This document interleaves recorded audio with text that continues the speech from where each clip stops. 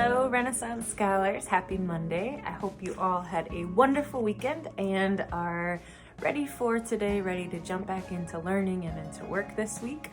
Your teachers have a lot of really cool things planned for you guys. So I am here to read your Monday read aloud to you. And the book that I chose today is titled Lillian's Right to Vote.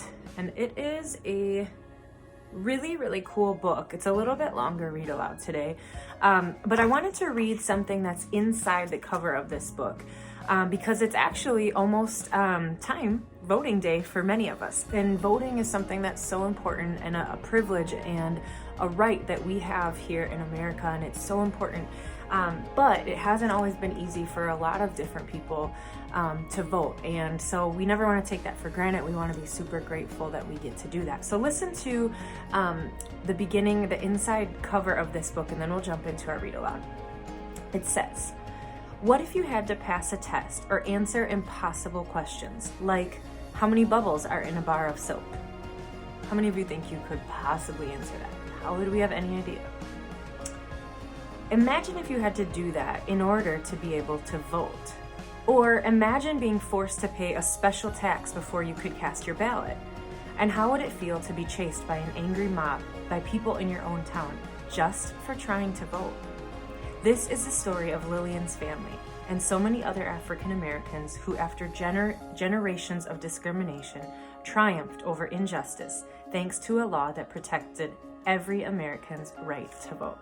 So let's get into this story. I want you to take a picture in your mind of what Lillian looks like. She's an elderly lady, and we just learned that we know that in our history, everybody hasn't always had the right to vote. And so let's check out her story and see what happens.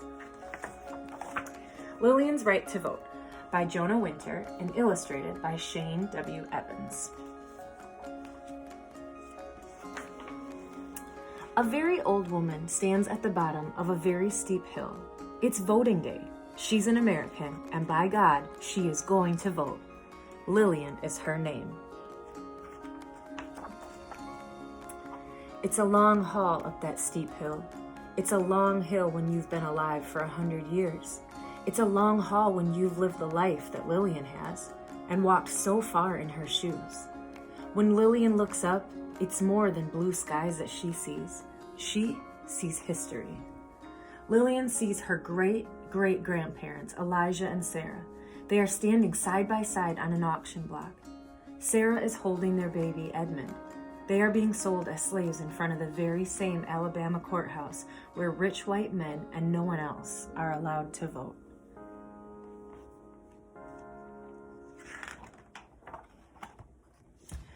Lillian starts her slow climb. Though the sun shines brightly, Lillian sees a dark time from years long past. She sees her great-grandpa Edmund, now grown. He is owned by another man, forced to pick cotton from daybreak to nightfall. Right here in this country, where it is written that all men are created equal. He sure doesn't have the right to vote. In fact, he doesn't have the right to do much at all until after the Civil War, which finally ends slavery. As Lillian inches up the hill, past one neighbor's house and then the next, she sees her great-grandpa Edmund on his way to vote for the first time, thanks to a law that was passed in 1870. The law is the 15th Amendment to the U.S. Constitution, which says that American citizens' right to vote shall not be denied or abridged on account of race, color, or previous condition of servitude. Even though the law does not allow women to vote, great-grandma Ida is with her husband. Lillian feels their dignity and their pride as they enter the courthouse for the very first time.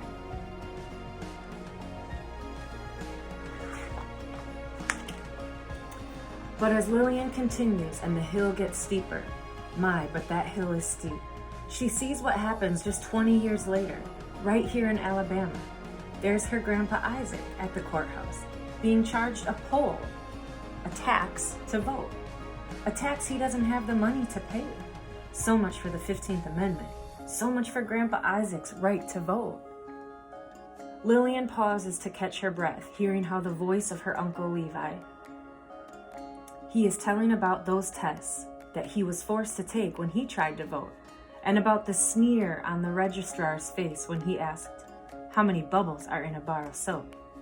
Her uncle's lips go tight as he recalls being asked to name all 67 judges in the state of Alabama, and being turned away when he failed to answer such questions. Seems pretty unfair. As Lillian pushes on, struggling to keep her balance, she sees a brave girl standing next to her mother and father as they try to register to vote. The year is 1920, and the 19th Amendment has just passed, a law allowing women to vote. The girl is Lillian herself, with her mama and papa.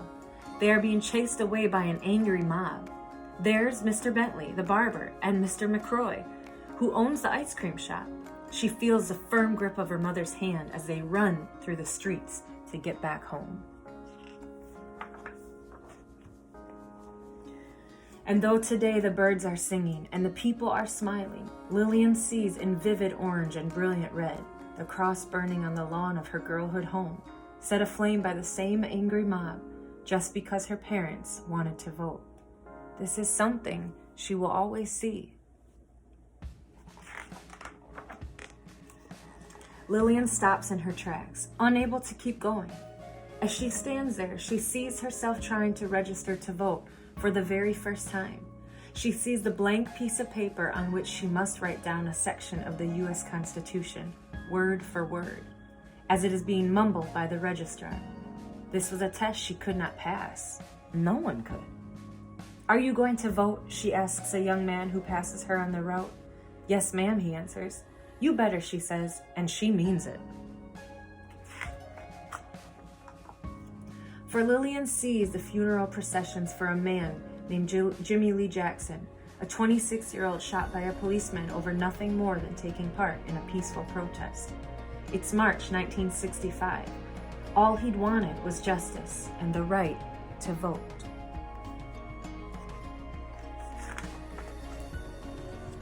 Looking up to the top of the hill, Lillian wonders how she'll ever make it. It's so far and she's so tired. Though her feet and legs ache with 100 years of walking, what fuels her ancient body is seeing those 600 people beginning a peaceful protest march from Selma to Montgomery. People who, though they didn't know it yet, will be stopped on a bridge in Selma by policemen with clubs. All they want is justice and the right to vote. At the front is future Congressman John Lewis, whose forehead will always bear the scar from where he was beaten. As long as Lillian still has a pulse, she is going to vote, and so she keeps on climbing, keeps on seeing, this time the second march from Selma. This march also ends on the bridge in a prayer led by the Reverend Martin Luther King Jr., whose dreams of justice for African Americans are already famous. Wherever he went, he lifted people up with his words, and his words still lift up Lillian, who, seeing the top of the hill, is not about to stop. Footstep by footstep, she keeps on going. Just as the marchers from Selma to Montgomery keep on going through the cold and rain, finally making it all the way to Montgomery on their third march, she sees them all: Martin Luther King, John Lewis, rabbis, priests, and 25,000 others.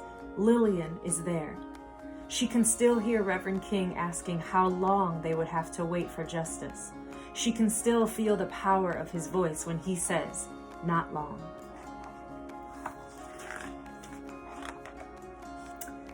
And as she takes those final steps to the top of the hill, Lillian can still see how Reverend King was right.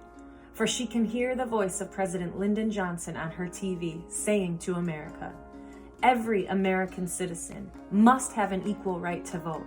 There is no duty which weighs more heavily on us than the duty we have to ensure that right, all of us, must overcome the crippling legacy of bigotry and injustice. We shall overcome."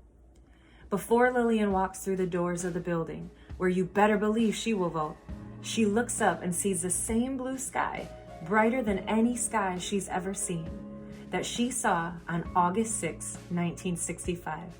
That was the day that President Johnson signed the Voting Rights Act, the the one law protecting all Americans' right to vote.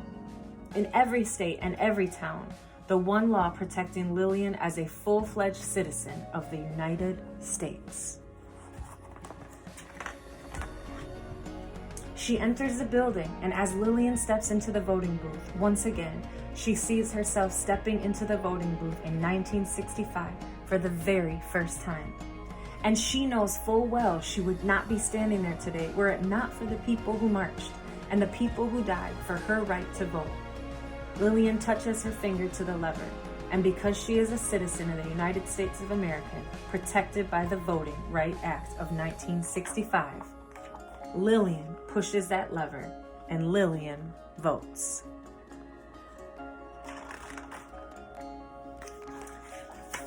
I think this book is really powerful, and it's not necessarily a super cheery book or like really uplifting, but I think that it has such a powerful reminder to us that so many people have gone before us and fought for rights and fought for privileges and fought for us and sacrificed a lot. And I think that in this book, I love the way that Lillian recalls, she's 100 years old, but recalls so much in her history and so many people that fought for her right to have the freedom to vote, which she should have always had. And so I think that it's important that we always take time to reflect and think about what our elders have fought for, taking time to maybe talk with your grandmas or grandpas and ask them questions about their history and the things that they fought for that we now have today. And so I just want to encourage you guys today, remember, talk to somebody, ask questions, learn as much as you can, and never take our rights for granted that God has really blessed us with and that people have fought for. I hope you guys have a wonderful day. I love you guys.